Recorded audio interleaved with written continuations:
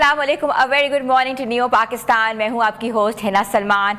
नाज़रीन, थोड़ी सी पहले बात कर लेते हैं मौसम के हवाले से। मुल्क भर में मानसून की बारिशों का सिलसिला एक बार फिर शिद्दत इख्तियार कर दिखाई दे रहा है और नेशनल डिजास्टर मैनेजमेंट अथॉरिटी यानी NDMA ने 28 से 31 जुलाई के दौरान मुमकिना मौसमी सूरत हाल पर अलर्ट जो है वो जारी कर दिया है।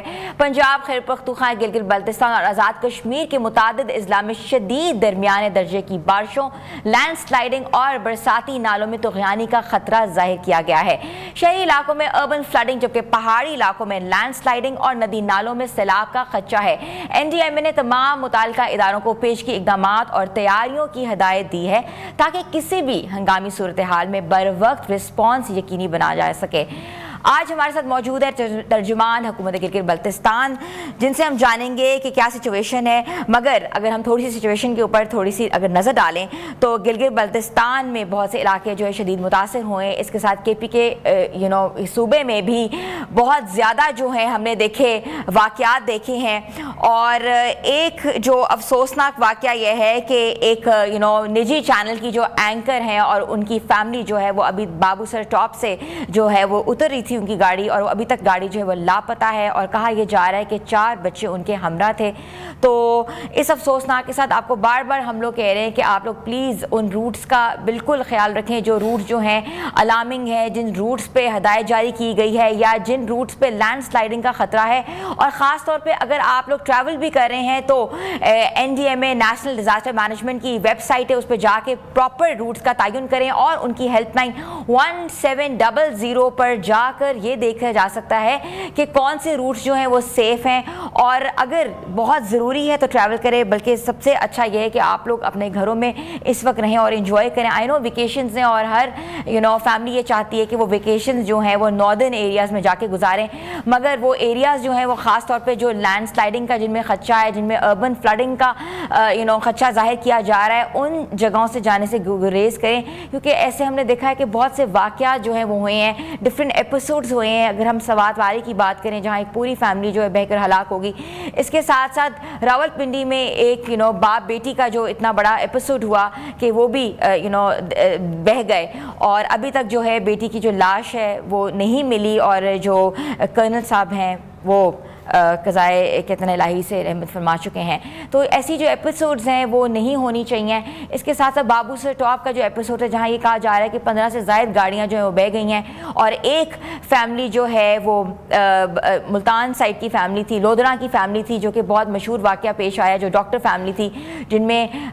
उनकी वाइफ, बच्चे और उनका भाई जो है वो कहते ना कि वो बह गए और हलाक हो गए, तो उनकी जो लाशें मिल चुकी हैं। तो ऐसे जो वाक़यात हो रहे हैं वो वाकई आपको दिल दहलाने वाले वाक़यात हैं। इन दिलानों आप लोगों ने इन चीज़ों से गुरेज करना है और ख़ास तौर पे जिन जिन साइट्स के ऊपर इमरजेंसी नाफिज कर दी गई है, दफ़ा 144 नाफिज कर दी गई है। ख़ास तौर पे अगर हम KP के डिफरेंट जगह की बात करें तो अभी हम इस सारी सिचुएशन को डील करेंगे और बात करेंगे। हमारे साथ मौजूद है तर्जुमान हुकूमत गिलगित बल्तिस्तान फैजुल्लाह फराग साहब, जिनको मैं वेलकम करती हूँ। जी अस्सलाम वालेकुम सर। वालेकुम अस्सलाम सर, बहुत ही अनसर्टेन सिचुएशन है और गिलगित बल्तिस्तान के ऐसे कौन से जो इलाके हैं जो सबसे ज़्यादा मुतासर होने का जिनका खदशा है?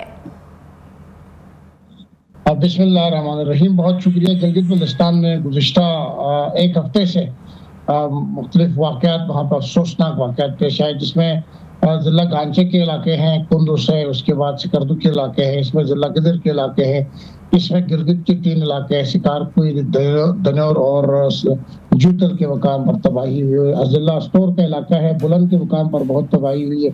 और उसके बाद सबसे ज़्यादा जो तबाही हुई है सैलाबी तबाहियों से वो ज़िला दियावर के मुख्तलिफ इलाके हैं, जिसमें बुटोगा है, नियाट है, बाबूसर है, थोर है, खिनर है, टांगीर है। और सबसे ज़्यादा जो अफसोसनाक वाक़या आपने देखा पेश आया शहर बाबूसर पे आया, शहर नारायण बाबूसर के ऊपर, जहाँ पे सैलाबी रेलों ने 22 टूरिस्ट सयाहों की गाड़ियाँ बहा के ले गया, जिसमें अभी तक 7 डेड बॉडीज निकाली जा चुकी है और 15 लोग अब के करीब अब तक वहाँ पे लापता है। सर फैजुल्लाह फराग साहब, एक और नाखुशगवार वाक़े होने की जो रिपोर्ट है वो हो रही है। K2 TV के जो एंकर थी शुबाना अपनी फैमिली के हमरा जो थी बाबूसर टॉप पे गई हैं, उसके बाद उनके लापता होने की जितनी भी रिपोर्ट्स आ रही हैं वो क्या है? कोई आप तक कोई न्यूज़ आई है या आपको इसके बारे में कुछ पता है?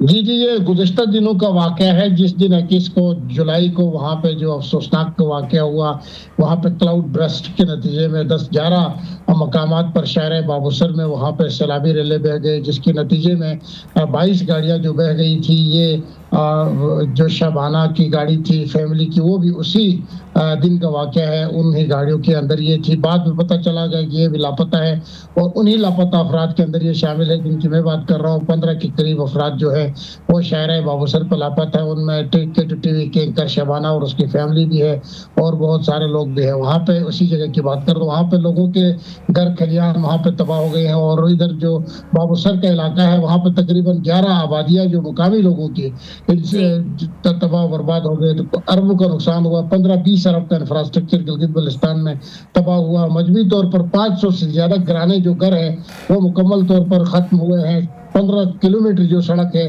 वो तबाह बर्बाद हुई है। 27 ब्रिजेस वहाँ। फराज साहब, ये थोड़ा सा ये भी बताइएगा कि कोई गाड़ी मिलने की कोई इतलात आई हैं या अल्लाह ना करे वो बच्चा है, लेकिन उनकी लाश मिलने की कोई इतलात आप लोगों के पास मौसूल हुई है? कोई उनकी फैमिली के बारे में कोई डिटेल्स आपके पास आई हैं तो प्लीज़ आगाह करिएगा। सर के ऑपरेशन के दौरान एक पर्स मिला था और वो पर्स शबाना की फैमिली का था। उस पर्स के अंदर उनके कार्ड वगैरह थे। उसके बाद वहाँ पे सर्च और रेस्क्यू ऑपरेशन जारी है। वज़ीर-ए-आला गिलगित बल्तिस्तान हाजी गुलबर खान साहब ने मुतासर खानदानों से अफसोस का इजहार करते हुए तमाम हेड ऑफ डिपार्टमेंट्स को हिदायत की थी कि वो सर्च ऑपरेशन में तेजी लाए। क्योंकि उसके बाद सर्च ऑपरेशन में तेजी लाई गई कि उनका एक पर्स मिला, उसके बाद उसकी जो गाड़ी थी वो गाड़ी भी मिली है, लेकिन वो गाड़ी बिल्कुल टीन डब्बा बन गई है और उनकी डेड बॉडीज अभी तक नहीं मिली है। वहाँ पर सर्च ऑपरेशन जारी है। Rescue 112 disaster management, Gilgit Baltistan scout और अफवाज पाकिस्तान और गेमर पुलिस के जो दस्ते हैं वो वहाँ पे सर्च ऑपरेशन में चले रहे और मुकामी लोग और मुकामी रजाकार भी सर्च ऑपरेशन में शामिल हैं। अच्छा, मुझे ये भी बताइएगा कि कितने लोग अभी तक मिसिंग जो हैं वो करार दे दिए गए हैं? कितने लोगों के जो फैमिलीज़ ने अभी आप लोगों को बताया है कि उनकी फैमिली मिसिंग है या फैमिली नहीं मिल रही या उनसे रब्ता नहीं हो रहा? तो कितना टोटल लोग हैं अभी तक जो मिसिंग हैं? 7 लोग ऐसे हैं जिनकी फैमिली ने हमसे रब्ता किया है कि हमारे अजीज अकारीब यहाँ पे, हमारे प्यारे यहाँ पे मिसिंग है। 7 अफराद मिसिंग पर्सनस हैं। उसके अलावा भी तकरीबन ये बताया जा रहा है कि टोटल 15 के करीब जो है वो अफराद मिसिंग है। वहाँ पे इमदादी कार्रवाइयाँ जारी है, सर्च ऑपरेशन भी जारी है और उनको निकालने की हम कोशिश कर रहे हैं। बहुत अफसोसनाक वाक़या है। अच्छा, ये भी बताइएगा मुझे कि लैंड स्लाइडिंग और नदी नालों में सैलाबी रेलों से निपटने के लिए क्या इकदाम जो है वो किए जा रहे हैं? हाँ बिल्कुल, ये दूसरा सिपल आज शुरू हो गया वहाँ पे और पहले भी इस तरह के पेशगी इतलात बारिश की थी, लेकिन उसके बावजूद क्योंकि गर्माए मौसम में लाखों टूरिस्ट वहाँ का रुख करते हैं, पहाड़ों से मोहब्बत है, खींचे चले जाते हैं और वो आए थे। अब इस दफा जो है वो सेकंड सिपल से पहले हमने वहाँ पर टूरिस्ट को रोका है। हमें जाने की इजाजत नहीं जब तक गिलगित बल्तिस्तान के हालात बारिश के माहौल से और तलबाकारियों से बाहर नहीं निकलते हैं। हमने टूरिस्ट को जाने नहीं दे रहे हैं और इस वक्त ये सड़कें जो है वो बहाली का काम भी जारी है। शहर बाबूसर को एक तरफा ट्रैफिक के लिए कल खोल दी गई है। उसके अलावा वहाँ पे इमदादी कार्रवाई जारी है। जितने भी वापडा की जानिब से, जो वापडा का इदारा है वहाँ पर, उनकी जानिब से भी इमदादी कार्रवाई मुतासरीन में वहाँ पे तकसीम किए जा चुके हैं और गिलगित बल्तिस्तान हुकूमत की तरफ से भी तमाम सूबों के इजला के अंदर वहाँ पे लोगों की इमदादी कार्रवाइयाँ जारी है उनके। अच्छा, फराज साहब ये भी बताएगा कि आपने चलास और बाबूसर टॉप की जो शाहराह है वो खोल दी गई है, क्या वो आमदोरफ्त के लिए बहाल हो गई है कि अभी दफा 144 के तहत किसी को जाने देने की इजाजत नहीं है? शाहराह बाबूसर जो है वो ट्रैफिक के लिए खोल दी गई है। शाहराह रेशम पहले से खुली हुई है, वहाँ पे जाने तो दे रहे हैं लेकिन हम टूरिस्ट को नहीं जाने दे रहे फिलहाल। बाकी जिनके ज़रूरी काम है या मुकामी आबादी है वो सर वहाँ पे वो सफ़र कर सकती है, लेकिन इसके अलावा जो सयाह हैं बाबूसर टॉप तक आ सकते हैं लेकिन उससे नीचे आने नहीं दे रहे हैं। बाबूसर टॉप कोई मसला नहीं। यहाँ पे एक मिसकंसेप्शन है कि लोग कहते हैं बाबूसर टॉप पे आया। ये बाबूसर टॉप पे सैलाबी रेले नहीं आई है ना, बाबूसर टॉप पे कोई नुकसान हुआ है। बाबूसर टॉप पे सैलाब भी नहीं आ सकता, वहाँ सैलाब कभी जिंदगी में नहीं आया, न तबाहकारियां है। बाबूसर टॉप से वस्ती जानिब कोई 25 किलोमीटर का फासले पे मैदानी इलाका है, वहाँ पे ये सैलाबी तबाहियां हुई। बाबूसर टॉप तक टूरिस्ट आ सकते हैं, कोई मसला नहीं है, नारायण कागन में कोई मसला नहीं है। अलबत्ता इस अच्छा फराज साहब ये बताइएगा कि इतना एनडीएमए ने भी इतने अलर्ट जारी किए और कितने ना कि बर वक्त बताया, बाकी इतना नुकसान हो चुका हुआ, इतने एपिसोड जो हैं वो सामने आए हैं, इतनी जिंदगियां निकल गई हैं, ये सारा जो सैलाबी रेला है, मुझे बताएं अभी भी सियाहों को वहां जाने की इजाजत दी जा रही है? नहीं, जहां मुतलका, जहां पे बारिशों की वजह से नुकसानात का अंदेशा है, जहां पे नशीबी इलाका है, वहां पे जाने नहीं दिया जा रहा है। उस पर अलर्ट भी जारी किया गया है और मुकामी आबादी को भी हमने अलर्ट जारी किया है कि नशीबी इलाकों में ना जाएं, और टूरिस्ट तो वैसे भी वहां पे जाने नहीं दे रहे। ठीक है, बहुत बहुत शुक्रिया। हमारे साथ मौजूद है तर्जुमान हुकूमत गिलगित बल्तिस्तान फैजुल्लाह फराक साहब, जिनका ये कहना था कि शाहराएँ जो है बाबूसर टॉप चलास की खोल दी गई हैं, मगर ट्रैफिक जो है वहाँ रवा दवा है, लेकिन सियाहों को वहाँ जाने की इजाज़त नहीं दी जा रही। बस सवाल ये पैदा होता है कि इतनी अलर्ट जारी करने के बाद एनडीएमए का इतना डिज़ास्टर मैनेजमेंट को बार बार दरख्वास्त की है कि आप लोग ना जाएँ ऐसे इलाकों में जहाँ जो है प्री मानसून रेंज हो रही हैं, टॉरेंशियल रेंज हो रही हैं, क्लाउड बर्स्ट हो रहे हैं। ऐसी तमाम चीज़ों से सियाहों को परहेज़ करना चाहिए और घरों में महसूस होना चाहिए। आई नो कि वेकेशंस बहुत ज़रूरी होती हैं, मगर जहां वेकेशन आपके लिए वबाले जान बन जाएं वो वेकेशंस नहीं लेने चाहिए और मौसम की संगीनी को ही सूरत हाल को मद्देनज़र रखते हुए ही ट्रैवल प्लान करने चाहिए। छोटी सी ब्रेक ले रहे हैं, ब्रेक में वापस आ रहे हैं। आप देख रहे हैं न्यू पाकिस्तान।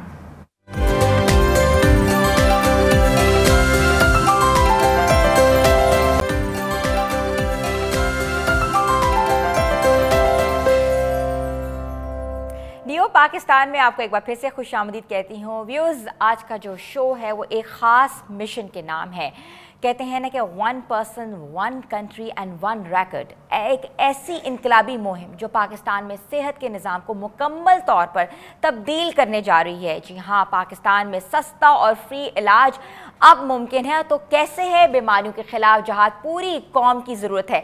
इलाज से महरूमी अब ख़त्म होगी, क्योंकि फिटवेल हब ये मुहिम हर पाकिस्तानी के लिए एक महफूज, मुकम्मल और हम आहंग डिजिटल हेल्थ रिकॉर्ड बनाने जा रहा है, जहां आपकी हर वैक्सीनेशन, हर चेकअप और हर दवा का रिकॉर्ड एक ही जगह पर होगा। और हमारे साथ आज मौजूद हैं फिटवेल हब के चेयरमैन मोहम्मद सलीम, जिन्होंने बैरून मुल्क के कई साल कामयाब प्रोफेशनल ज़िंदगी के बाद वतन वापस आकर एक सेहतमंद पाकिस्तान के ख्वाब की ताबीर का जो बेड़ा है वो उठाया है। और सोशल मीडिया इन्फ्लुएंसर और ब्रांड एम्बेसडर जिनको आपने देखा है, सराहा है, उनकी वीडियोज़ लाइक की हैं, जरताशा काशिफ आज हमें ज्वाइन किया है। अस्सलाम वालेकुम।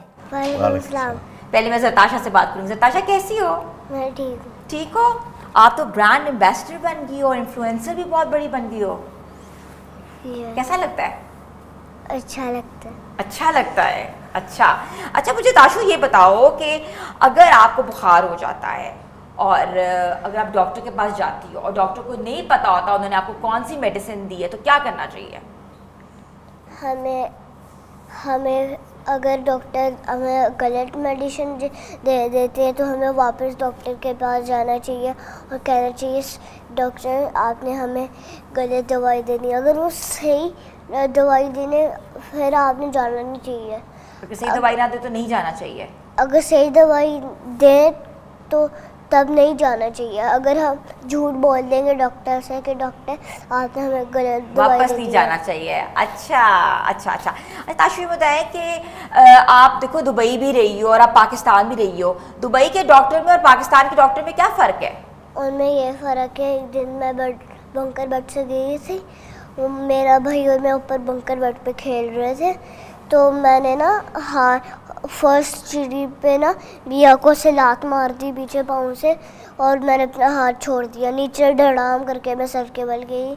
मैं उठ के मम्मा के पास गई, मम्मा की गोद में लेटे। भाभी ने पूछा क्या हुआ, ऐसे भैया ने बताया गिरी बंकर बेड से। भाभी ने कहा उसको डॉक्टर के पास लेके जाते हैं। फिर भाभी डॉक्टर के पास लेके गए। भाभी ने कहा अगर इससे कुछ हुआ तो मैं तुम्हें बताऊँगा। फिर भैया रोने लगा, कहने लगा मैंने कुछ नहीं किया। तो भाभी कहते हैं झूठ मत बोलो, आप हमेशा ऐसे ही। तो डॉक्टर ने क्या कहा आपको डॉक्टर के पास जब गई थी? तो मैं तो बेहोश हुई हुई थी फुल। अच्छा, फिर मुझे आवाज़ ही नहीं आ रही थी। फिर डॉक्टर डॉक्टर ने फर्स्ट टाइम मुझसे पूछा कि क्या हुआ है आपको, इसका नाम क्या है, इसको क्या हुआ है। तो फिर मम्मी ने सब कुछ बता दिया। फिर से मैं डॉक्टर के पास गई क्योंकि मुझे फ्लू हो गया था, बुखार आ गया था। तो डॉक्टर ने कुछ भी नहीं पूछा मुझसे क्योंकि उनकी कंप्यूटर में सब कुछ आ गया था, मेरा नाम क्या है, मेरी एज का है, मुझे क्या हुआ है। दुबई में? हाँ, पाकिस्तान में नहीं हुआ ऐसा है? पाकिस्तान में मैं 3 दफ़ा गई थी डॉक्टर के पास। तो मैं गई तो हर बार डॉक्टर ने पूछा कि आपका नाम क्या है, आपको क्या हुआ है और आपकी एज का है, क्योंकि पाकिस्तान के डॉक्टर के पास कंप्यूटर नहीं होते हैं, वो इसलिए उनके कंप्यूटर में कुछ आता नहीं है। तो इसलिए मैं ताशू ने कहा कि डॉक्टर के पास कंप्यूटर होना चाहिए। बिल्कुल, ये तो डेटा गेम है। बिल्कुल, अब मैं रुख करूंगी सलीम साहब, आपका फिटवेल हब के आप करता धरता आप हैं, और डिजिटल हेल्थ आपने जो रैकेट की जो एक इनिशिएटिव पाकिस्तान के निकाला है, दैट्स रियली अप्रिशिएबल। ये बताइएगा कि पाकिस्तान आकर वापस ये मिशन आपने क्यों शुरू किया, इसके पीछे क्या थॉट थी आपकी? फर्स्ट ऑफ ऑल अस्सलाम वालेकुम, thank you very much Malik साहब, हमें प्लेटफॉर्म दिया है कि बात करने के लिए। ये जो हम करना चाह रहे हैं ये काफ़ी मुश्किल चीज़ है जी, मगर ये मुश्किल हमने अपने आप बनाई है। हम पाकिस्तानियों ने अपने आप ये जो भी हम करना चाह रहे हैं पहले से मुश्किल बनाते हैं कि ये हो नहीं सकता। जब वो शुरू होते हैं हो नहीं सकता तो क्या ख्याल है, हो ही नहीं सकता जी। तो हमें पहले बदलना है कि ये जो करना चाह रहे हैं हो सकता है। यही डॉक्टर जो इन्होंने देखे हैं दुबई में, चांसेस है वो पाकिस्तानी था, पाकिस्तानी दुबई में बैठा हुआ, पाकिस्तानी डॉक्टर यूके में बैठा हुआ, पाकिस्तानी डॉक्टर अमेरिका में बैठा हुआ, हर जगह पाकिस्तानी डॉक्टर बैठा हुआ है जो वहाँ के लोग मानते हैं कि ये ख़ास है। पाकिस्तान वाले भी लोग मानते हैं कि वो ख़ास है, मगर पाकिस्तान के डॉक्टर फिर जब पाकिस्तान में होता है, पाकिस्तानी हम खुद नहीं मानते कि वो ख़ास है। तो हमने इसको थोड़ा सा बदलना है, और ये बदलना है कि आपके पास मेडिकल रिकॉर्ड्स जो है, ताकि आप डॉक्टर के पास जब जाएं डॉक्टर को समझ है कि आप कौन हैं, आपकी क्या हैसियत है, आपकी क्या बीमारियां हैं, क्या दवाइयां हैं, क्या टेस्ट है, सब होने चाहिए उसके पास, ताकि डिजिटलाइज फॉर्म में। It should be absolutely digitalized because it should be there available 100% of the time. But बेशक आप इस डॉक्टर के पास गए या उस डॉक्टर के पास गए, इस हॉस्पिटल के पास गए, एक रिकॉर्ड होना चाहिए। That's why we're on a mission. फर्क नहीं पड़ता, लेकिन डॉक्टर को पता होना चाहिए कि ट्रीटमेंट क्या हुई है। बिल्कुल ठीक है। अच्छा, मुझे ये बताइएगा कि 1 country 1 person 1 record, आम शहरी को इससे क्या फ़ायदा है? अच्छा, तो इसमें देखें अक्सर क्या होता है पाकिस्तान में, आपके पास एक फ़ोल्डर होता है। अब जब से मैं पाकिस्तान आया मैं 2-3 दफ़ा हॉस्पिटल गया हूँ किसी के साथ, वो उसके पास इतना बड़ा फ़ोल्डर होता है, वो फ़ोल्डर होता है, उसके अंदर पता नहीं दवाइयाँ हैं, टेस्ट हैं, ये हैं, वो कितनी सारी चीज़ें हैं। आपके पास 10 या 15 मिनट होते हैं डॉक्टर के साथ बात करने के लिए। उसमें फिर जो जिसके साथ भी वो बंदा गया, डॉक्टर मरीज से भी बात पूछ रहा है और जो साथ में गया उससे भी बात पूछ रहा है, और साथ में उसके पास अब रिकॉर्ड भी है। अब वो सुने या पढ़े या देखे, केस फाइल्स केस स्टडी करे, कुछ भी नहीं कर सकता। उन 5-10 मिनट में वो नहीं कुछ कर सकता। तो उसने क्या करना है कि अपने आप को तसल्ली देनी है कि मैं इस बंदे की मैंने अच्छा काम करना है, तो मैंने इसको जल्दी से मैं समझना करूँ। डॉक्टर के हाथ बांधे हुए आपने, उसके पास वो रिकॉर्ड पहले से नहीं है, तो उसने अपना डिलीवर कैसे करना है बिल्कुल मुश्किल हो जाता है। तो ये रिकॉर्ड होना आम आदमी के लिए बहुत आसान है। इसमें 2 बड़े फ़ायदे होते हैं। एक, ये गलतियां जो होती हैं ये हो जाएंगी कम, बिकॉज रिकॉर्ड आपके सामने है, और ये जो फजूल खर्चा है वो भी हो जाएगा कम। ये दोनों, हम पाकिस्तान इतना अमीर मुल्क नहीं है, तो क्यों हम इतना फजूल खर्च करते हैं, के ऊपर लगाएं हम, फजूल खर्चा है। अच्छा, ये चीज़ मोहम्मद सलीम साहब ये भी मुझे बताएगा कि अक्सर एक आम शहरी के मैं पॉइंट ऑफ व्यू से बात कर रही हूँ कि एक डॉक्टर के पास जाते हैं, वो दूसरे डॉक्टर की किसी टेस्ट को मानते नहीं है। डॉक्टर कहता है कि आप इधर से टेस्ट कराएं, फिर वो कहते हैं आप इधर से टेस्ट कराएं, फिर वो अपने टेस्ट लिख के देता है, दूसरे डॉक्टर के टेस्ट जो हैं वो रिकग्नाइजेबल नहीं होते। क्यों ये चीज़ें आती हैं? देखिए, all the doctors in Pakistan are very professional. How do I know this? Because the same doctors go abroad और वहाँ काम करते हैं। सिस्टम ऐसा है वहाँ का। बिल्कुल, यहाँ पाकिस्तान में देखें, डॉक्टर ने आपके लिए अच्छा करना है, ठीक है, मगर वो कैसे आपके लिए अच्छा करे जब उसको पता ही नहीं कि ये जो चीज़ हुई है मैं इसके ऊपर यकीन कर सकूं या नहीं यकीन कर सकूं। उसने तो अपने आप के लिए यकीन करना है। तो इसमें डॉक्टर ने अपनी तरफ से आपके लिए अच्छा कर रहा है, मगर उसमें नुकसान क्या होता है जो जा रहे हैं, जो पेशेंट्स हैं। तो इसमें जब आपके पास एक रिकॉर्ड होए, एक सिस्टम होए और एक मुल्क के अंदर होए, ये चीज़ें कम हो जाएंगी। The doctors are very professional. यहाँ बहुत सारे हैं फैमिली प्रैक्टिशनर्स, जनरल प्रैक्टिशनर्स जो अपना काम सही तरीके से कर नहीं सकते। अगर उनके पास सिस्टम होए, प्रोसेस होए, वो आपके लिए भी अच्छा है, मुल्क के लिए भी अच्छा है और मरीज़ के लिए भी अच्छा है। अच्छा, मुझे बताइएगा कि फिटवेल हब इस निज़ाम को कैसे जो है इसकी सिक्योरिटी देख रहा है, इसकी प्राइवेसी देख रहा है, उन चीज़ों को कैसे आप मद्देनजर रख रहे हैं? So, देखें, I've lived in England all my life. So I was 3 when I left Pakistan. मैं 3 साल का था जब पाकिस्तान से गया हूँ, तो मैं पाकिस्तान आना नहीं चाहता था। So because पाकिस्तान के बारे में इतनी बुरी बातें मैंने सुनी हुई थी और मैं खुद नहीं जानता था कि पाकिस्तान क्या है। So इसमें मैं जो बात कर रहा हूँ, I'm seeing it from a Western perspective. So from a Western perspective में privacy is very important. Privacy इतना ऊपर है कुछ हद नहीं। ये जो मेडिकल रिकॉर्ड आपका है मेरा नहीं है, मेरे डॉक्टर का नहीं है, मेरे हॉस्पिटल का नहीं है, मेरे क्लिनिक का नहीं है, मेरा रिकॉर्ड है, मेरा रिकॉर्ड है। जब मेरा रिकॉर्ड है, मैं जहाँ भी जाऊँ मुझे कॉन्फिडेंस होना चाहिए कि मेरा रिकॉर्ड मेरे साथ जा रहा है, जौन से मर्जी डॉक्टर, जौन से मर्जी क्लिनिक, जौन से मर्जी हॉस्पिटल, कि मेरे साथ जा रहा है। सो ये प्रिवेसी 2 किस्म की है, एक तो कोई और देखे ना, और एक मेरा रिकॉर्ड मेरे साथ जाए। So it's very important. अच्छा, ये आईपीडी कार्ड्स, फ्री ओपीडी और प्राइमरी हेल्थ केयर एक्सेस को आप किस तरह जो है वो इम्प्लीमेंट कर रहे हैं? इसमें देखें, हम एक प्लेटफॉर्म भी हैं और हेल्थ बिजनेस भी हैं। प्लेटफॉर्म में हमारे पास जो चंद हॉस्पिटल हैं जो मुफ्त वाले भी हैं, चंद हैं जो सब्सिडाइज भी हैं, चंद जहाँ हैं जहाँ हम स्पॉन्सरशिप करते हैं।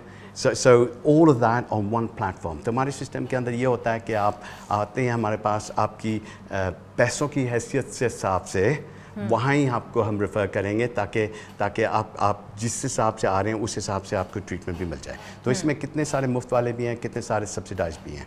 ठीक है, इसमें आपने कपल ऑफ हॉस्पिटल्स हैं। अच्छा, ये भी मुझे बता दीजिएगा कि जो फैसिलिटी है आपकी, ये किन हॉस्पिटल्स में हाइब्रिड है, फिजिकल है, लोग आपको कैसे रीच आउट कर सकते हैं? तो इसमें हमने 2-3 चीज़ें की हैं जो काफ़ी ख़ास हैं। वो हाइब्रिड का मतलब है कि हम सिर्फ टेलीफोन पे नहीं है, वीडियो पे नहीं है, मगर हम ऑल्सो फिज़िकल हैं। तो फिज़िकल में हमारे डॉक्टर कहीं ना कहीं किसी क्लिनिक में बैठे होते हैं। जब आप हमारे क्लाइंट बनते हैं या आप हम आपके रिकॉर्ड लुक आफ्टर करते हैं, हम आपको मैप देते हैं। उस मैप के अंदर होएगा कि हमारे डॉक्टर किधर बैठे हुए हैं। तो इस तरीके से अगर आपने हमारे डॉक्टर से फ़ोन पे भी बात की, मगर हमें पता है यस, हमें पता है कि अक्सर कि फ़ोन से इनफ बात नहीं है, आपने उसी डॉक्टर से वीडियो से भी कर लिया और फिजिकली भी कर लिया। तो जब ये तसल्ली मिलती है, ये become a hybrid clinic. So zoom services भी अवेलेबल हैं, वीडियो कॉल। तो इसमें ये मतलब इसका हाइब्रिड है। तो हम फिजिकल भी हैं, फ़ोन पे भी हैं, वीडियो भी हैं, और वही डॉक्टर, ये नहीं कि आप दूसरे डॉक्टर से भी बात करें, आप उसी डॉक्टर से। तो ये कंसल्टेशन। अच्छा, मैं ज़रताशा, डॉक्टर पे जाना अच्छा लगता है? मम्मी भी तो डॉक्टर है ना आपकी, तो आपकी मम्मी आपको सारी मेडिसिन देती है कि आप डॉक्टर पे भी जाती हो? मम्मी सारी मेडिसिन देती हैं। मम्मी सारी मेडिसिन देती हैं। मम्मी भी इस वक्त हाइब्रिड क्लिनिक चला रही हैं घर में? घर में नहीं, कहीं बाहर जाके। अच्छा, कहाँ जाती हैं? जो टाउन। अच्छा, उनका क्लिनिक है वहाँ पे? मेरे लिए एक पिंक साइड में बनाई है। अच्छा, पिंक साइड बनाई है, pink clinic. Zartasha always like pink colour, I know. तो पिंक क्लिनिक, आपका पिंक क्लिनिक के नाम से फिर हम आपका क्लिनिक अब बनाएंगे हाइब्रिड। अच्छा, जो बच्चे बीमार होते हैं उनको क्या मैसेज दोगी? जो बच्चे बीमार होते हैं, हाँ, वो डॉक्टर के पास गए।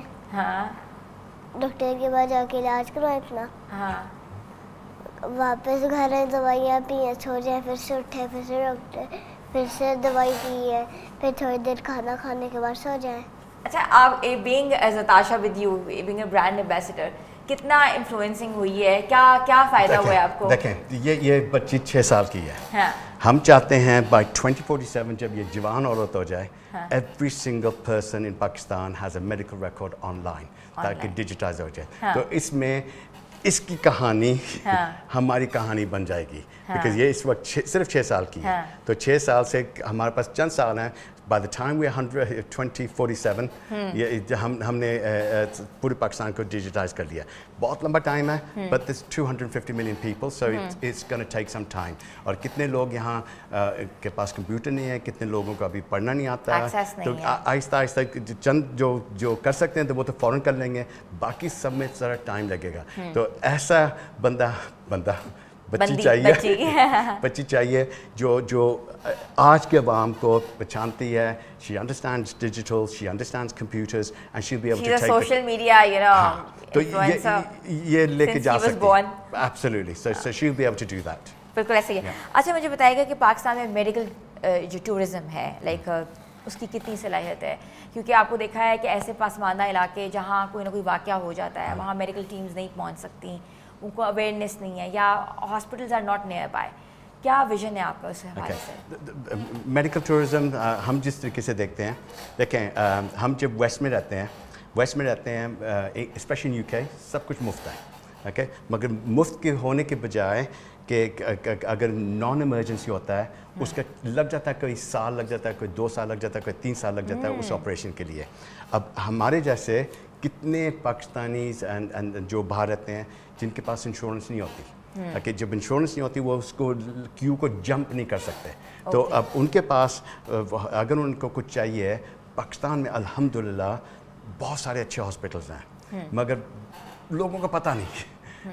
ये जैसे इन दिस हॉस्पिटल वाकई बहुत अच्छा काम कर रहा है इस वक्त, और उनका एक कॉन्फ्रेंस आ रहा है 12 या 13 सितंबर को, जहाँ ये जो हम मेडिकल रिकॉर्ड की बात कर रहे हैं, इलेक्ट्रॉनिक हेल्थ रिकॉर्ड की बात कर रहे हैं, वो काफ़ी बड़ी कॉन्फ्रेंस कर रहे हैं। अच्छा। तो वो उनके साथ भी हम थोड़ा बहुत जुड़ रहे हैं कि ये इलेक्ट्रॉनिक हेल्थ रिकॉर्ड पूरी पाकिस्तान में फैले। तो इन दिस जैसे आगा खान है, शौकत खान में, ये बहुत ख़ास हॉस्पिटल्स हैं, और ये सिर्फ पाकिस्तान में ख़ास हॉस्पिटल नहीं, बाहर भी ख़ास हॉस्पिटल है। तो हम चाहते हैं कि जो पाकिस्तानी जो बाहर रहते हैं वो यहाँ आके इलाज कराएं, तो इसमें पाकिस्तान की भी भलाई होएगी, डॉलर्स पाउंड्स आ रहे हैं, और यहाँ के भी होएगी।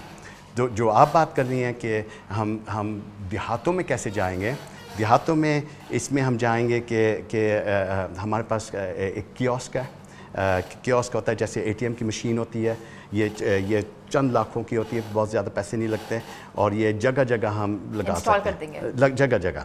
और ये इस वक्त हम स्कूलों में कर रहे हैं। स्कूलों में हमारे पास डिफरेंट वर्जन है कि कियोस्क नहीं होता है कि एक कंप्यूटर स्क्रीन पे कर सकते हैं, यानी टेक्नोलॉजी की वजह से हम देहातों में जा सकते हैं। आपको सिर्फ इंटरनेट चाहिए, और आजकल जैज़ और जोंग के पास इंटरनेट काफ़ी अच्छे हैं, तो सोंग यू हैव इंटरनेट, हम वहाँ से भी अपना डिजिटल क्लिनिक चला सकते हैं। तो इस तरीके से ये सस्ता भी है और अवाम के लिए भी अच्छा है, उनको कुछ ज़्यादा नहीं आना चाहिए। मुझे ये बताइएगा कि अभी तक आपके पास कितने जो लोग हैं वो रजिस्टर हो चुके हुए हैं, कितने अफराद ने अपना जो मेडिकल रिकॉर्ड है वो डिजिटलाइज करा दिया है?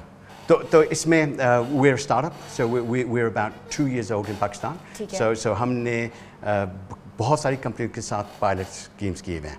तो हम जब भी पायलट करते हैं रफली 100,000 रिकॉर्ड का करते हैं। लाख अभी अफराद ने अपने for every pilot is about 100,000। अच्छा, ठीक है। तो इस साल हम चाह रहे हैं कि हमारा जो टारगेट है वो 7.2 मिलियन है। 7.2 मिलियन। तो 7.2 मिलियन के अचीव करने के लिए हमने काफ़ी बड़ी कंपनियों के साथ मिल गए हैं, कोलैबोरेशन कर रहे हैं। तो अल्हम्दुलिल्लाह पाकिस्तान हमारे लिए बहुत अच्छा रहा कि अच्छी अच्छी कंपनीज हमारे साथ जुड़ रही हैं जो इसको पॉसिबल कर रही हैं। अब ये रिकॉर्ड सिर्फ अगर मैं कहूँ ना कि मुझे रिकॉर्ड दो, मैं आपका रिकॉर्ड संभालूंगा और मुझे 10,000 रुपये दो, किसी ने नहीं करना। हमने ऐसा किया है कि देखें रिकॉर्ड आपके सिस्टम के अंदर आ जाए, आपको ज़ीरो कॉस्ट होए। अब आपको तो कोई वजह ही नहीं है कि रिकॉर्ड आपके सिस्टम ना हो। डिजिटलाइज हो चुकी है। तो हम चाहते हैं कि स्कूल के बच्चों से शुरू, उनके इस वक्त रिकॉर्ड इतने छोटे से हैं या है नहीं, तो वहाँ से हमने शुरू किया, वैक्सीनेशन से जो भी रिकॉर्ड है हमने सिस्टमाइज कर दिया।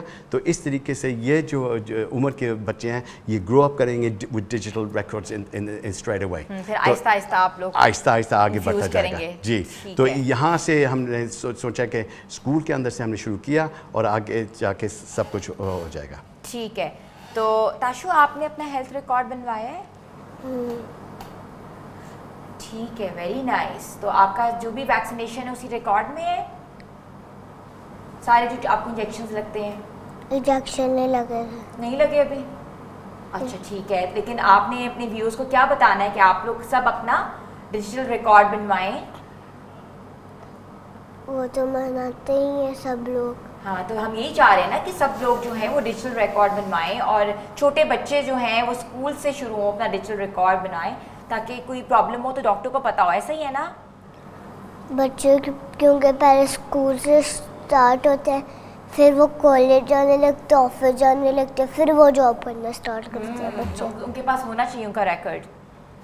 पहले उनकी ज़िंदगी बच्चों से स्टार्ट होती है, बच्चों से फिर थोड़ी बड़ी स्टार्ट होती है, बच्चों से जवान, जवान से बिजनेस। ठीक है, थैंक यू ज़रताशा। रिकॉर्ड में एक और फायदा जी, जी, जी। देखिए, जब दवाइयाँ होती हैं, अक्सर डॉक्टर ने दवाई लिख दी, जब दवाई उसने लिख दी, आप एक दिन बाद 2 दिन बाद उसी डॉक्टर को फ़ोन करेंगे, कहने कि याद है कौन सी दवाई लिखी है?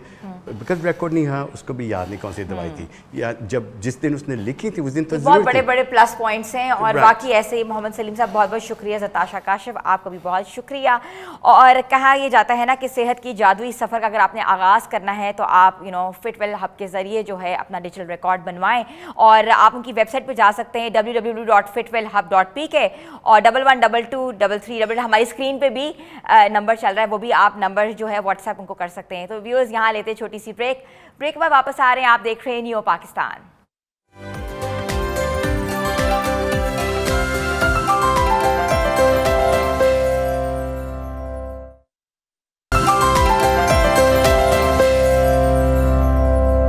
न्यू पाकिस्तान में आपको एक बार फिर से खुशामदीद कहते हैं। मौसम जो है खुशगवार है, लेकिन पाकिस्तान की सियासत जो है वो बिल्कुल खुशगवार नज़र नहीं आ रही। पाकिस्तान की सियासी और अदालती तारीख में एक और अहम मोड़ जो है इसके बारे में हम बात करेंगे, जहाँ एक तरफ इंसदाद दहशतगर्दी की अदालत ने अहम सियासी रहनुमाओं को सज़ाएँ सुनाई, वहीं दूसरी तरफ एक साबिक चीफ जस्टिस ने वज़ीर आज़म पाकिस्तान के खिलाफ तौहीन अदालत की दरख्वास्त दायर कर दी है। इलेक्शन कमीशन की जानिब से सेनेटर एजाज चौधरी, रुकने कौमी असम्बली मोहम्मद अहमद चट्ठा और रुकने Punjab assembly opposition leader Ahmed Khan Bhachar को आर्टिकल 63(1)H के तहत नाअहल करार दे दिया गया है। ये नाअहलियाँ इंसदाद दहशतगर्दी अदालत की जानिब से सुनाई गई हैं, 10 साल सज़ाओं के बाद की गई हैं। और इधर एक बड़ी कानूनी पेशरफ्त, साबिक chief justice Jawad S Khawaja ने सुप्रीम कोर्ट में वज़ीर आज़म के खिलाफ तौहीन अदालत की दरख्वास्त दायर की है। ये दरख्वास्त मिलिट्री कोर्ट से सज़ा याफ्ता अफराद को 45 दिन में अपील का हक ना देने पर की गई है। हालांकि सुप्रीम कोर्ट ने 7 मई को वाज़ेह हुक्म जारी किया गया था कि हुकूमत इस ज़मन में कानून साजी करेगी। ये दोनों खबरें आइंदा सियासी और आइनी मंजरनामे पे गहरे असरात जो है वो डाल सकती हैं, और हमने सोचा कि हम इस पूरे वाक़े के भी ऊपर बात करें और बताएं कि ये जो आर्टिकल है ये क्या कहता है। और हमारे साथ मौजूद हैं सीनियर तज्ज़ियाकार नासिक बे चुगताई साहब, जिनको मैं वेलकम करती हूँ। अस्सलाम वालेकुम सर। Thank you. वालेकुम सलाम। सर, सबसे पहले मुझे बताएं कि आर्टिकल 63 की तशरीह क्या है और माजी में तनाज़ा रही है, और इस केस में इलेक्शन कमीशन का किरदार आप कैसे देख रहे हैं? ये 63 के भी कोई ज़ेली वो है, C या D है, और ये बताता है, डिक्लेयर करता है कि एक शख्स जो अवामी नुमाइंदा हो, अगर उसको अदालत से सज़ा हो जाए तो वो डिस्क्वालीफाई हो जाएगा। ठीक है, अदालत से सज़ा होने का मतलब है कि वह तो झूठा है, या उसने कोई क्राइम किया है, या उसने कोई गलती की है जिसकी वजह से उसको सज़ा मिली है। चुनांचे आपको शायद याद होगा कि एक कोर्ट थी हमारे चीफ जस्टिस चौधरी की, इफ्तिखार चौधरी साहब की, जिनको बड़े जुलूसों के बाद, जलसों के बाद लाया गया था जमहूरियत की बहाली के लिए, कि जमहूरियत में वो इसमें काम करेंगे। उन्होंने एक प्राइम मिनिस्टर को, एक मुंतखब प्राइम मिनिस्टर को ये कह के घर भेज दिया कि भाई मैंने आपसे कहा था ख़त लिखो, आप स्विट्ज़रलैंड की ख़त को, कि कोर्ट को आपने ख़त लिखा तो आपको मैं सज़ा दे रहा हूँ जब तक कोर्ट चल रही है, आज आप कोर्ट में बैठे। और उसको उन्होंने फिर डिस्क्राइब किया, एक्सप्लेन किया कि सज़ा हो गई क्योंकि कैद की, उन्हें कैद में रखा गया तो वो डिस्क्वालीफाई हो गए।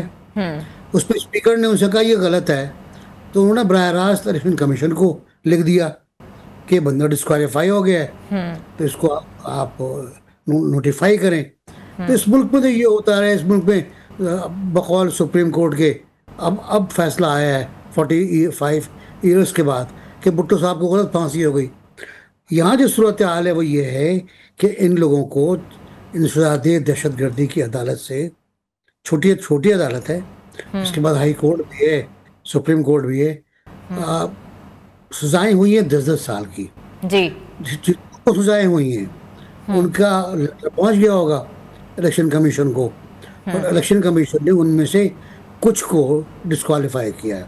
इसका मतलब ये है कि आने वाले वक्त में जितने लोगों को सज़ा होगी, और वो जो लिखा हुआ है उसमें जितने लोगों को सज़ा होगी वो सब डिस्क्वालीफाई होंगे।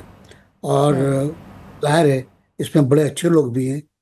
अरे बुच्चर वगैरह के बारे में मुझे नहीं पता, मुझे यास्मीन राशिद के बारे में पता है बहुत अच्छी तरह। Very nice lady, very good lady, बहुत उसूली।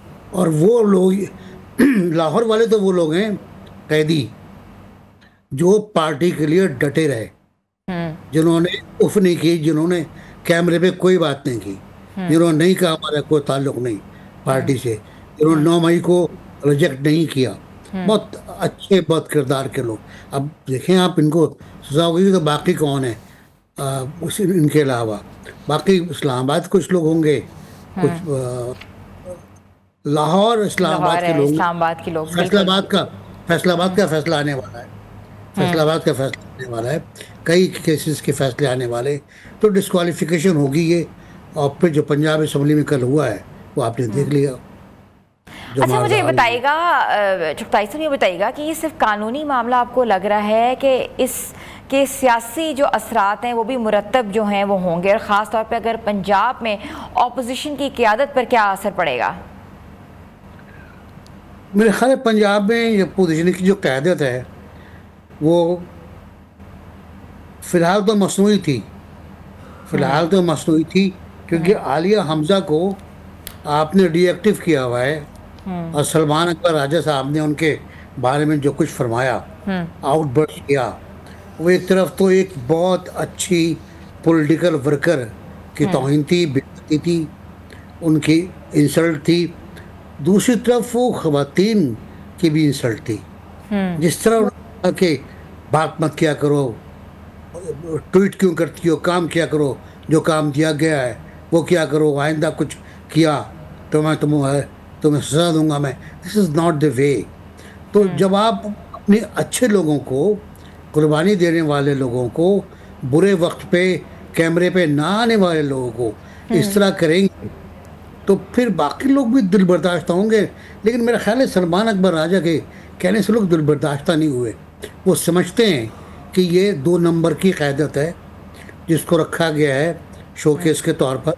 बैरिस्टर गौहर हों, सलमान अकबर राजा हों, वकास अकरम शेख हों, वकास तो 4-5 पार्टी जी वो तो अभी आए हैं ना, बिल्कुल उनकी तो शमूलियत भी अभी हुई है। जी बिल्कुल अभी हुई है। तो ये मेरा ख्याल है कि पार्टी की क़यादत को अब शायद कभी मौका मिले तो वो सामने आए। जब वो सामने आएगी तो पता चलेगा कि गेम क्या होता है, गेम का रुख क्या होता है। फ़िलहाल तो बुच्चर साहब थे ये, और ये लोग अनासिर थे जो अब सामने आए हैं, लेकिन जो असली लोग हैं उन्हें सज़ा हो रही है 10-10 साल की, 7-7 साल की, 10 साल की सज़ा में। अभी ये हाई कोर्ट जाएंगे, वो जाना चाहिए था, अब तक नहीं गए, अफसोस की बात। अच्छा, ये मैं आपसे पूछना चाह रही थी कि क्या इन नाअहलियों के खिलाफ सुप्रीम कोर्ट में अपील का जो इम्कान है वो मौजूद है? पहले हाई कोर्ट जाना पड़ेगा इनको, जो ठीक है स्टेप्स हैं। हाई कोर्ट में अगर रिजेक्ट होता है तो फिर सुप्रीम कोर्ट जाएंगे। और मेरा ख्याल है कि एक अच्छा केस है ये लड़ने के लिए। अगर केस लड़े वकील बाज़ औक़ात केस लड़ते हैं। आज की मिसाल मैं आपको दूं, आज एक सुप्रीम कोर्ट में पिटिशन थी इमरान खान के 9 केसेस की ज़मानत की, और वो चीफ जस्टिस ने फिक्स की थी इस मुतालबे पर कि फौरी फिक्स किया जाए इसको। और आज के लिए फिक्स कर दी उन्होंने। सलमान अकबर राजा साहब पहुंच गए, उन्होंने कहा जी हमें इल्तवा चाहिए, 4 दिन का इल्तवा दे दें आप और नोटिस जारी कर दें। अब सुप्रीम कोर्ट ने बाकायदा फिक्स किया था, ये भी एक गलती होती है वकील की कि वो इल्तवा मांगे। कोर्ट ने कहा जी ना मैं नोटिस दे रहा हूँ, मैं इल्तवा दे रहा हूँ 12 अगस्त तक। बहुत जल्दी थी ना आप, अब 12 अगस्त को आइए साहब।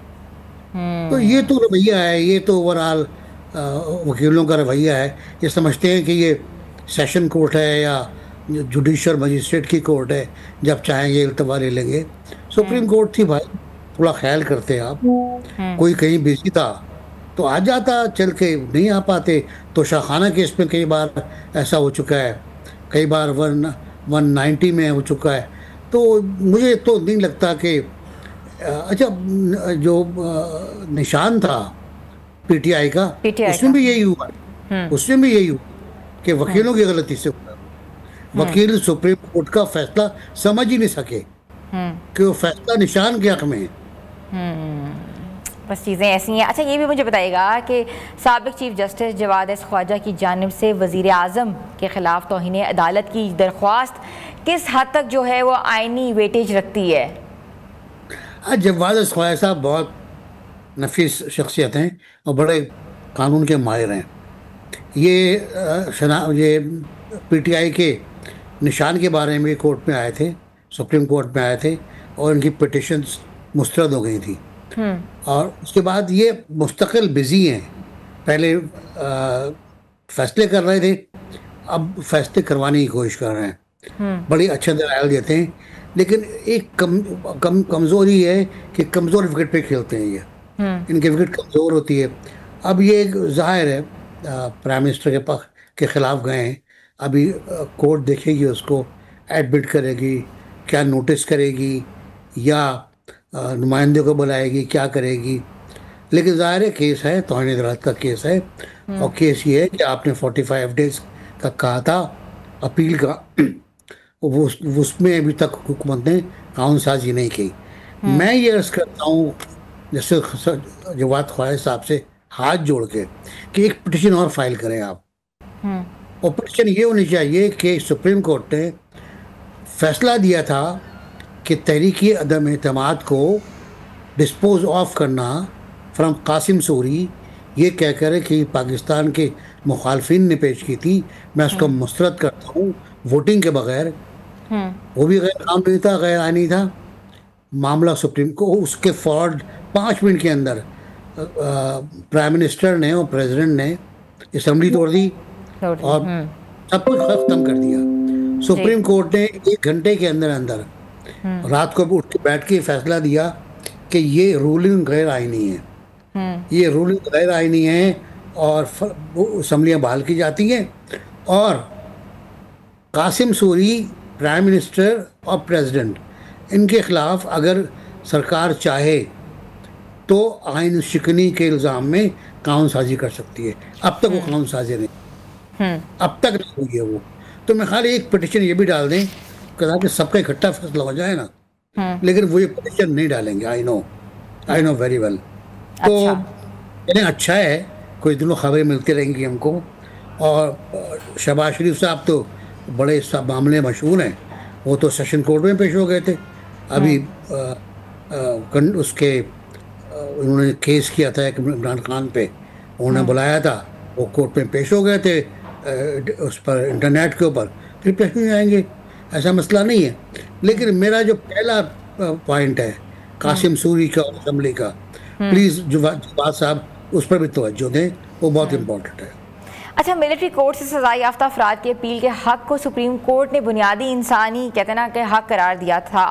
क्या इस मामले को इंसानी हकूक़ के वसी तनाजुर में देखा जा सकता है? That's very important. Why not, ये फंडामेंटल राइट है। और आप आइन की किसी भी शक के तहत, किसी भी क्लास के तहत फंडामेंटल राइट को सुलभ नहीं कर सकते। अब अटॉर्नी जनरल इस बारे में क्या तवज्जुहात पेश करते हैं? देखें, बड़ा गिमिक है लॉ जो है ना, लॉ एक मकड़ी का जाला है और ये जाला आपको कोई पकड़ लेता है, कभी आप छूट जाते हैं। तो देखें अटॉर्नी जनरल क्या कहते हैं, क्या वो कहते हैं कि अभी कानून साजी का इख्तियार है हमें, हम करेंगे, हम गौर कर रहे हैं, हम ड्राफ्ट बना रहे हैं, मुसवदा तैयार हो रहा है। तो ये 45 डेज में कहा था हम 45 डेज और ले लेंगे, वो मोहलत मांग सकते हैं, लेकिन मेरा ख्याल ये है कि नहीं होना चाहिए। ये ताखीरी हरकतें जो इंसानी हकूक़ के ख़िलाफ़ हैं, और मैं समझता हूँ कि इसमें जैसे जवाद ख्वाजा को आने की ज़रूरत नहीं थी बीच में। Human rights commission of Pakistan क्या करता है, वो कर क्या रहा है, मेरा सवाल ये है। हमारे दोस्त हैं उसमें बहुत अच्छे, और हमारे मतलब एक बहुत आसमान जहांगीर की बहुत अच्छी बेटी हैं जी, वो भी हैं इसके अंदर, और मुनीज़ा जहांगीर साहिबा, बिल्कुल जी हाँ, बहुत काबिल लोग हैं। वो ये बात करें ना कि ये कैदी जो हैं, इनके जो पिटिशंस हैं, इनके जो राइट्स हैं, वो आप उन्हें क्यों नहीं दे रहे? कानून साजी करें आप, बेशक कानून साजी कुछ भी कर लें आप, सजा कर लें, कैद कर लें। अव्वल तो ये बड़ी डिबेट थी जो फैसला हो गया कि फौजी कोर्ट सिविलियंस को सजा दे सकती है या नहीं दे सकती। चले फैसला हो गया ना, अब फैसला 45 डेज का है कि 45 डेज में आप इनकी सजा कानून साजी करें। तो भाई करें ना, आप क्यों नहीं करते? इसका मतलब आप चाहते हैं वो जेल में रहें। अच्छा चलें, ये बताएं कि हमने तो डिस्कस तो कर लिया पूरा केस, आपने बता दिया कि शिके क्या कहती हैं, कानून साजी क्या कहती है। आप मुस्तकबिल करीब में सियासी कशीदगी और जो अदलिया मुकाबला हुकूमत की लाइन पर कोई बड़ा तनाव देख रहे हैं? That even is very important. अदलिया और हुकूमत के दरमियान तनाव मेरा ख्याल नहीं होगा। अच्छा, मेरा ख्याल ये होगा, उसके बारे में मेरी अपनी ख़ास राय है, मुमकिन लोग इख्तलाफ करें, कि तनाव की जितनी वजूद थी, इतने रीजंस थे, जितना इश्यूज थे, वो 26 जो अमेंडमेंट है उस पर रिजॉल्व हो गए। अच्छा, उसमें आईनी कोड बनाने के बाद वो तमाम इश्यूज रिजॉल्व हो गए। अब वो सुप्रीम कोर्ट की जो नॉर्मल बेंच है उसको नहीं दिए जाएंगे, अब वो आईनी कोर्ट में जाएंगे। आईनी कोर्ट में भी इख्तलाफ होता है, एक फैसला बड़ा इख्तलाफी फैसला आया है, शायद 4 या 5 है, लेकिन डिबेट में बहुत अच्छी होती है। लेकिन ये कि वो जो एक मसला था कि एक पूरा ग्रुप जस्टिस बन दिया, असल में हुआ क्या, आइन कोई कोर्ट नहीं बनती। अगर जो मुआहदा था पीपल्स पार्टी का, मुस्लिम लीग का, साखे जमहूरियत, उसमें शामिल है वो, और आईनी कोर्ट के बदले मौलाना फजल रहमान ने आईनी बेंच बनवा दी, चाहे वो भी मान लिया।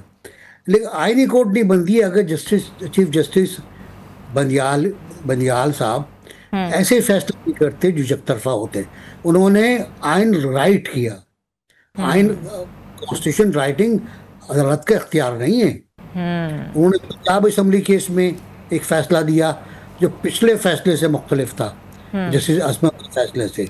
उन्होंने एक फैसला और दिया जिसपे पूरा का पूरा फायदा था। बिल्कुल ऐसा ही है। बहुत बहुत शुक्रिया। हमारे साथ मौजूद है सीनियर तज्ज़ियाकार नासिर बेग चुगताई साहब। और ख़बर यह है कि इलेक्शन कमीशन की जानिब से सेनेटर एजाज चौधरी, रुकन कौमी असम्बली मोहम्मद अहमद चट्ठा और रुकन Punjab assembly opposition leader Ahmed Khan Bhachar को आर्टिकल 63 के तहत नाअहल करार दे दिया गया है और 10 साल की सज़ा भी सुनाई गई है। व्यूअर्स, छोटी सी ब्रेक ले रहे हैं, ब्रेक के बाद वापस आ रहे हैं। आप देख रहे हैं न्यू पाकिस्तान।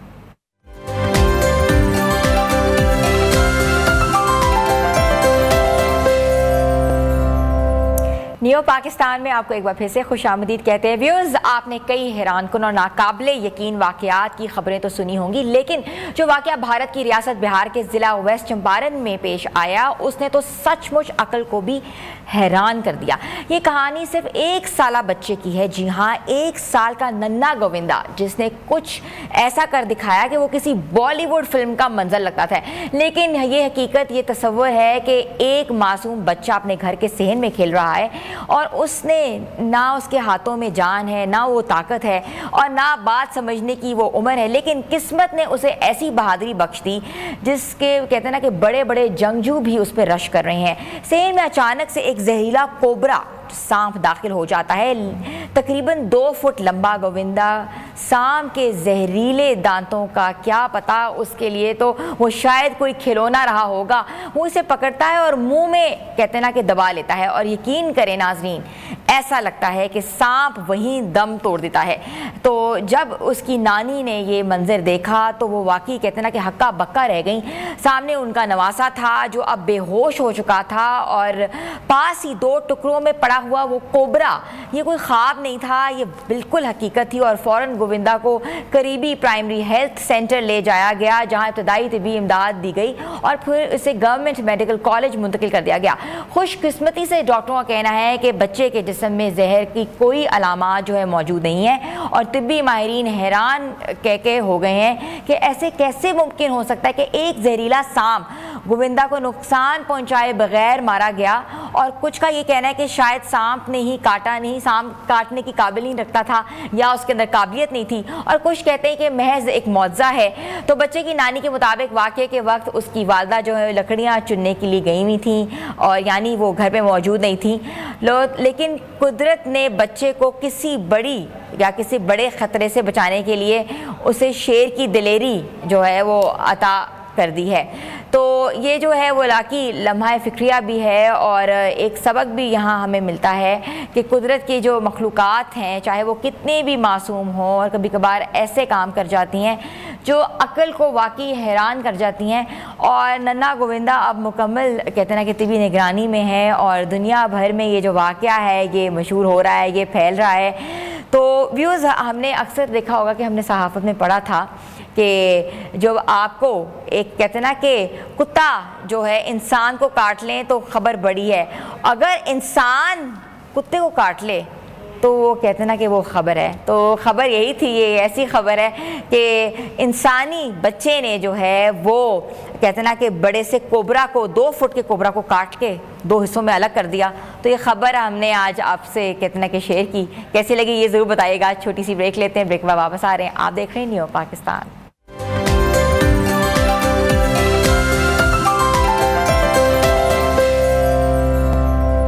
न्यू पाकिस्तान में आपको एक बार फिर से खुशामदीद कहते हैं। व्यूअर्स, बात करते हैं सेहत के हवाले से। कहते हैं कि सेहत है तो सब कुछ है। अगर आपको ऐसा लगता है कि आपके जिस्म में थकन है, मुंह का तल्ख जायका है, पीलापन है या भूख की कमी महसूस होती है तो आप लोग बिल्कुल होशियार हो जाएं, क्योंकि ये सिर्फ मामूली इलामात नहीं है बल्कि ये खामोश कातिल का इंदिया हो सकती हैं जो आपके जिस्म में छुपकर जिगर को नुकसान पहुंचा रहा है। हम बात कर रहे हैं हेपेटाइटिस और जिगर के उन अमराज की जो बज़ाहिर खामोश होते हैं लेकिन अंदर ही अंदर जिस्म को खोखला कर देते हैं। और आज हम ना सिर्फ इस बीमारी की इलामात पर बात करेंगे बल्कि आपको एक ऐसा सादा, मौसर और देसी कहते ना कि टोटका या नुस्खा भी बताएंगे जो आपके घर आप खुद तैयार कर सकते हैं। जो सारे इंग्रेडिएंट्स आपके किचन में मौजूद हैं, मगर आपको ये पता होना चाहिए कि कौन सा इंग्रेडिएंट जो है और कौन सी जड़ी बूटी जो है वो कौन सा और किस मर्ज को कहते ना को क्योर कर सकती है, कर्ब कर सकती है और फ़ायदा पहुंचा सकती है।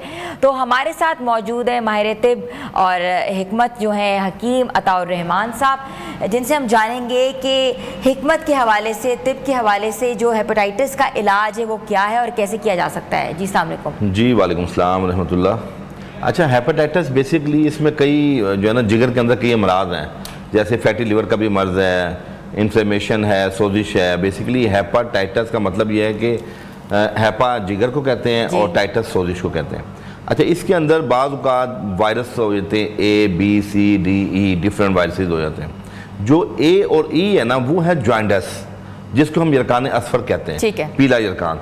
और जो अमूमन आप देखते हैं कि हमारे मुख्तलिफ ग़िज़ाई ख़राबियों से, नॉन हाइजेनिक चीज़ों से या हम लोग बाहर की चीज़ें या सैनिटरी सिस्टम से, जो हमारा पाकिस्तान का सैनिटरी सिस्टम पानी का ये भी एक सबब है जॉइंडस का, जिसको हम यरकान असफर कहते हैं। असफर अरबी में येलो रंग को कहते हैं, पीला। जिसको यरकान या जॉइंडस हो जाए, कराची में ये बहुत बीमारी है क्योंकि वहाँ सफाई का एहतमाम उतना नहीं है कंपेरेटिवली पंजाब की। अच्छा, वहाँ पे क्या होता है, आंखें पीली हो जाती है, मुंह का दैका कड़वा होता है, पूरे वजूद में जो है ना एक थकावट, यूरिनेशन आपकी येलो हो जाती है, स्टूल का कलर वाइट हो जाता है। ये तो एक ऐसी सिम्टम है जो वाज़ेह हो जाती है, घर में वालिदैन को पता लग जाता है अगर बच्चों को जी जॉइंडस हो गया जी। लेकिन जो मामला यरकान असफत का है, जिसको हम काला यरकान कहते हैं, वो है हेपेटाइटिस B और C। ठीक है। पूरी दुनिया में जो अमराज जिगर है ना वो 25% लोग जिगर के अमराज में मुब्तला हैं किसी न किसी शक्ल में। ठीक है। अच्छा, हेपेटाइटिस B, C में सबसे खतरनाक B है।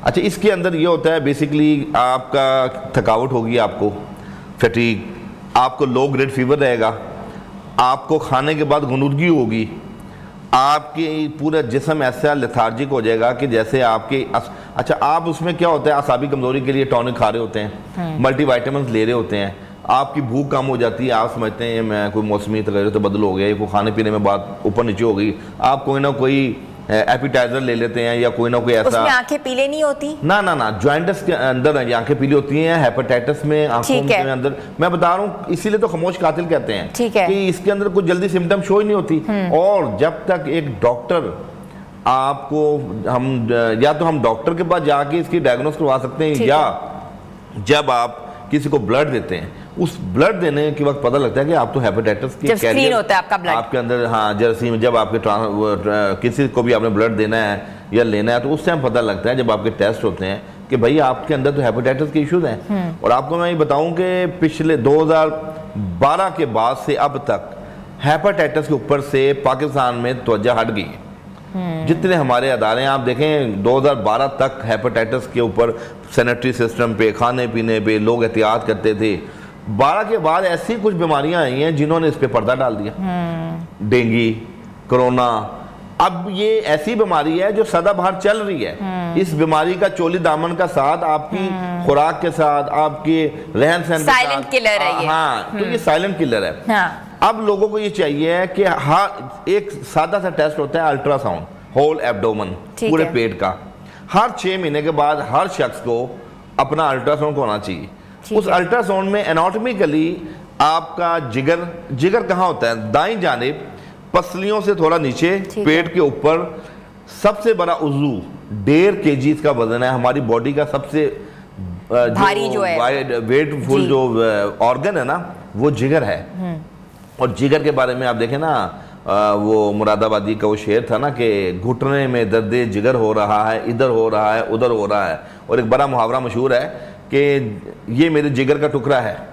अब आप देखें जिगर की कितनी अहमियत है, इंपॉर्टेंस है। आपका जिगर का टुकड़ा, आपका चाहने वाला, आपका कोई खास बंदा हो सकता है। तो अल्लाह पाक ने जो जिगर बनाया है, ये पूरे वजूद के अंदर इसकी खास अहमियत दी है। तो हमें उसका सबसे ज्यादा ख्याल रखना है। और मजे की बात बताऊं, क्या होता है जब आप इसमें जाते हैं, बहुत ज़्यादा चिकनाई लेते हैं, बेकरी लेते हैं, फास्ट फूड लेते हैं, क्या होता है आपके जिगर के ऊपर चर्बी आना शुरू होती है। अच्छा, जब चर्बी फैटी हो जाता है, एब्सोल्युटली फैटीपन आता है। फैटीपन के बाद उसके अंदर स्कार्च बनना शुरू होते हैं। ठीक है। स्कार्च के बाद फाइब्रोसिस में कन्वर्ट हो जाता है। और फाइब्रोसिस के बाद अगर आप उसका इलाज नहीं करवाते तो वो लिवर सिरोटिक चेंजिंग में चला जाता है। अच्छा, सुकड़ना शुरू हो जाता है। अच्छा, हकीम साहब ये बताइएगा कि आपने कहा कि इसकी अलामात जो है वो बहुत कम और बड़े अरसे बाद नजर आती हैं, जिसमें आपने कहा फिटीग है और उसमें लैक ऑफ एपेटाइट है, और उसने कहा है कि उसमें पीलापन नजर नहीं आता। तो और कौन सी अलामात है जो व्यूअर्स देख रहे हैं उनके लिए वो इससे रिलेट कर सकते हैं? जी, जिनको कंटिन्यूसली यूरिन पीला जल के आ रहा हो। अच्छा, ठीक है। जिनको लो ग्रेड फीवर रहता हो, जिनको भूख कम हो जाए बगैर किसी वजह के, कोई ऐसी चीज़ नहीं है, जिनको जिस्म में थकावट, थकन और रहती हो, हर वक्त जहाँ खाए वहीं बैठ गए और दिल कुछ भी ना करे, इवन के एक्सरसाइज करने को दिल ना करे, सुबह उठने को दिल ना करे, और एक 8 आवर्स अगर नींद पूरी हो जाए उसके बाद इंसान फ्रेश हो जाता है। अगर 8 घंटे नींद पूरी होने के बावजूद आप थके हुए हैं या आपका दिल नहीं कर रहा उठने को, तो ये भी जिगर का आर्जे की बहुत बड़ी अलामत है।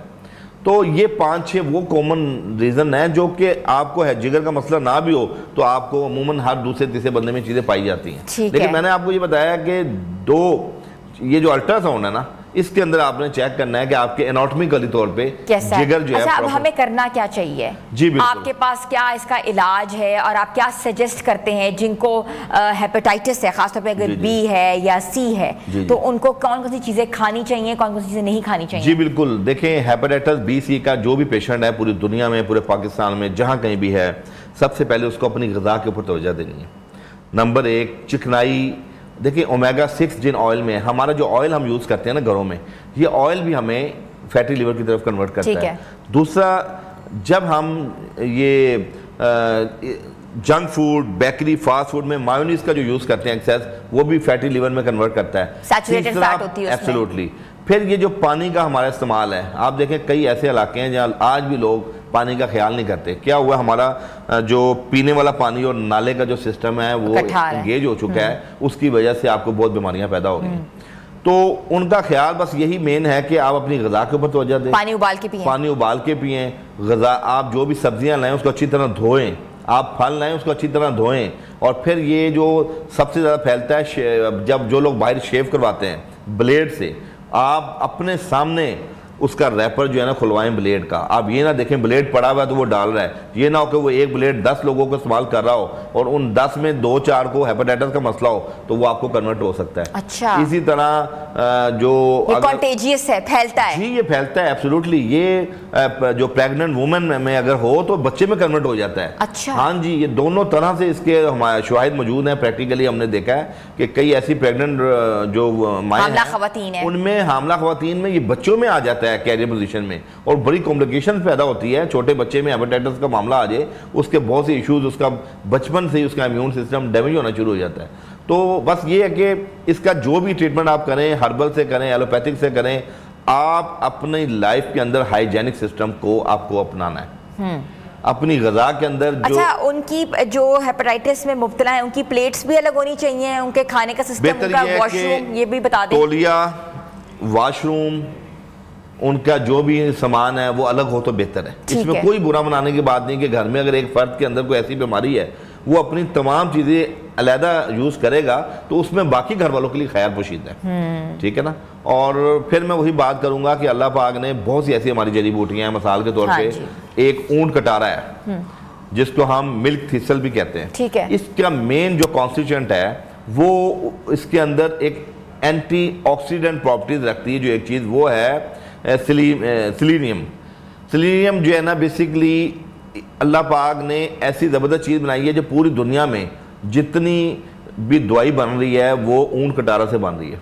ऊंट कटारा एंटी वायरल प्रॉपर्टीज रखता है, एंटी बैक्टीरियल प्रॉपर्टीज रखता है। और ये आपके पास अभी है ऊंट कटारा? हमारे पास अभी मौजूद नहीं है, लेकिन इसके रेफरेंस मैं बता रहा हूँ। हमारे पास एक ऐसा फार्मूला है जो जिगर का कोई भी मर्ज है, चाहे वो फैटी लिवर है, चाहे वो जॉइंटिस है, चाहे वो हेपेटाइटिस बी सी है, उसके अंदर क्वालिटी ऑफ लाइफ को इंप्रूव करेगा। जी, कैसे? देखिए मैं आपको बताऊं कि हमेशा जो भी आप ट्रीटमेंट लेंगे अपने मुआलिज से वो तो आपने लेना है, लेकिन कुछ ऐसे लोग हैं जहां आपका डॉक्टर के पास जाना मुश्किल है या जहां आप थोड़ा पेंडिंग करते हैं, तो वहां आप ये दवाइयों से सपोर्ट से तादेर बच सकते हैं अपनी उस बीमारी। कैसे खाना है, किस तरह? जी बिल्कुल। देखिए सबसे पहले हमारे पास मौजूद है हल्दी। ठीक है। हल्दी आप देखें कॉमन चीज़ है घर में, ये एंटी वायरल भी है, एंटी बैक्टीरियल भी है और सोजिश को सबसे ज़्यादा बॉडी में से सोजिश को ख़त्म करती है। दूसरे नंबर पे आप कासनी, अर्के कासनी का नाम सुना होगा। ये लकड़ी है, ये जड़ है कासनी की। ठीक है। कासनी की जड़ रेफ्रिजरेंट होता है जो आपको बुखार, हिद्दत, आपके ब्रेन्स में जो अल्लाह ने सेल्स बनाए हैं, हाइपोथैलेमस हैं, उनको हीट जब बहुत ज़्यादा मिल जाए तो हाथ पाँव जलते हैं, आंखें जलती हैं, उसको नॉर्मलाइज करता है। ठीक है, ये कासनी है। एक्सेस पसीना है या जो ये आपका होता है हार्मोनल डिसबैलेंस को भी ये नॉर्मल करता है। तीसरी चीज़ है अफसनतीन, ये भी लकड़ियाँ हैं, जड़ी बूटी है। और आप यकीन करें ये जिस्म के अंदर जितने जहरीले मादे हैं, फासिद मादे हैं, उनको ये ज़ायल करती है। थोड़ा फिंसी में और ये आपकी पिगमेंटेशन में इसका बहुत अच्छा रोल है। चौथे नंबर पे है ज़ीरा सफ़ेद। ये आप देखें घरों में ये कॉमन हमारे पाया जाता है, ज़ीरा सफ़ेद खानों में डलता है। और अल्लाह पाक ने ये इतनी बड़ी नेमत रखी है, जिस बंदे को जॉइंटिस हो, जरकान, वो 1 टेबल स्पून रात को 1 गिलास पानी में ज़ीरा सफ़ेद को भिगो के रख दें, सुबह छान के पुन के पानी पी लें। अच्छा। 1 हफ्ते के अंदर आप कोई दवाई नहीं खाएंगे, ज़ीरा सफ़ेद का पानी आपके जिगर को, आपके किडनी में जहाँ जहाँ वो बाइल आपका बॉडी में फैला हुआ है उसको रेक्टिफाई करके आपको जॉइंटिस से बाहर निकाल देगा। ज़ीरा सफ़ेद, और ये डायरेटिक होता है, पेशाब अवर होता है। जिनका पेशाब जल के आ रहा है वो सिर्फ ज़ीरा सफ़ेद इस्तेमाल करें, पेशाब ठीक हो जाएगा। ठीक है। अच्छा, 5वीं चीज़ है शरेला। ये भी हमारी जड़ी बूटी है, रेफ्रिजरेंट होती है। और 6ठी चीज़ है सना मक्की। आपने नाम सुना होगा, ये कॉन्स्टिपेशन में भी यूज होता है और जिगर के अमराज में बड़ी जबरदस्त चीज है। और आखिर में नीम के पत्ते हैं, नीम का जो दरख्त होता है ना उसके ये पत्ते हैं। अच्छा, ये 5 चीजें जो है ना, हल्दी, कासनी, अफसनतीन, जीरा सफेद और शरेला, इन 5 चीजों को आप 1-1 छटांग ले लें। ठीक है। और बाकी जो 2 चीजें हैं ये आधी छटांग ले लें, सना मक्की और नीम के पत्ते। इन तमाम को पाउडर बना लें और सफ़ू बना के जो भी जिगर का मरीज है वो उसको 3 time half of teaspoon before meal ले ले।